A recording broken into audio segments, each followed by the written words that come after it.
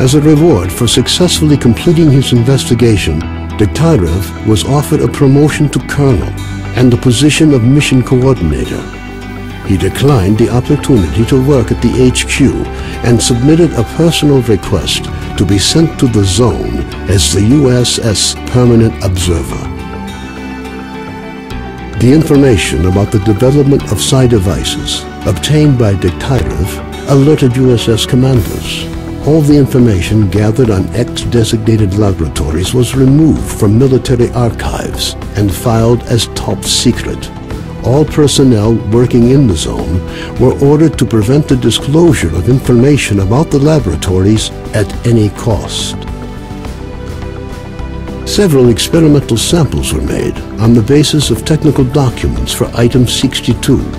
Following a set of test trials, it was decided not to go ahead with large-scale deployment of the weapon due to the high cost of ammunition. Nonetheless, it would be reasonable to assume that further development of the Gauss rifle is ongoing. Sultan and his gang left the Skadovsk to do their shady business elsewhere after their attempts to capture the ship failed.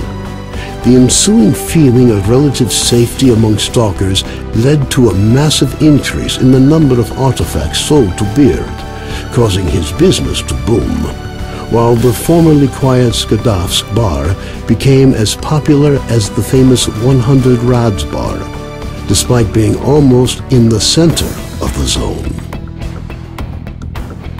Following the destruction of the Bloodsucker lair, it's unlikely that anything could significantly change the state of affairs on the Skadovsk. The old ship became a temporary center of stability in the ever-changing world that is the zone. Reinforcements and growing popularity among stalkers allowed Duty's advanced squad to rid Yanov Station of freedom. The ensuing firefight saw Loki and what was left of his squad eliminated for good. The scientific expedition, organized by Professors Herman and Ozersky, was a success. The data they collected facilitated the development of groundbreaking medicine and technology, which prompted the Ministry of Education to allocate additional funding for researching the zone. Gary's stories about the Army's struggle against the dangers of Pripyat encouraged stalkers to explore the ghost town. Despite the constant monolith attacks, stalkers managed to secure the former army camp, which they used as a base to launch raids deep into the city, making slow but steady progress. The legend of the Oasis stopped being a legend. The identity of those who managed to find a way to the secret anomaly became an increasingly regular topic of conversation among stalkers. Despite this, the number of adventurers trying to find it remained high, something the bandits were quick to take advantage of, with constant offers to lead stalkers to the Oasis, which usually ended in muggings at a safe distance from stalker camps. Organized mercenary squads continue to be active in the zone. Their interest in the secret laboratories is becoming increasingly difficult for USS operatives to ignore. Attempts to establish the identity of the client who hired the mercenaries proved unsuccessful. The area around Yanov Station continues to attract growing numbers of stalkers. The lack of dangerous mutants and abundance of anomalous areas have led to the area being referred to as a treasure trove, with increasing regularity. Zulu returned to Duty's main base at the Rostock plant. Nobody knows what he discussed with the leader of Duty, General Voronin, but several days later he was spotted at the head of a large squad on its way to the center of the zone. Vano headed off to the freedom-controlled military warehouses, where his cheerful personality and optimism quickly earned him the popularity they merited. Ultimately, he took charge of a small group of researchers involved in investigating anomalous areas. A new group appeared in the zone. They are well trained, but their objectives are not known. Rumors say they used to be monolith fighters, Their leader is known as Strider.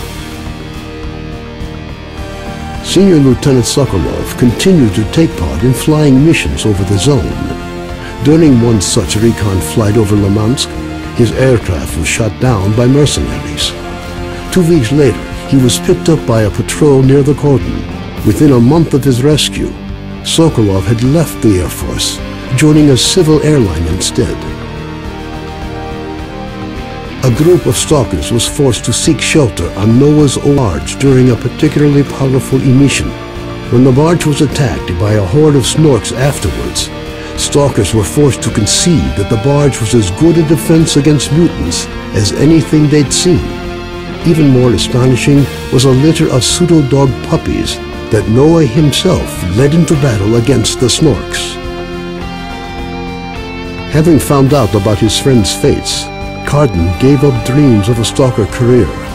Having overcome his alcoholism, he moved to Yanov, where he partnered up with Nitro to set up a full-service repair shop. Both technicians gladly devote all their spare time to building a vehicle that could operate in the zone. Strelok passed on the information he obtained on his trip to the Chernobyl NPP to the USS commanders. This prompted the government to create a scientific institute for research of the Chernobyl anomalous area. Strelok took up the position of chief scientific consultant to the institute. When Colonel Kowalski, commander of the Stingray Group, returned from the zone, he was forced to explain the reasons for the failure of Operation Fairway. Following a dragged-out investigation and the brass's failed attempt to make him the fall guy, the colonel was finally given an honorable discharge.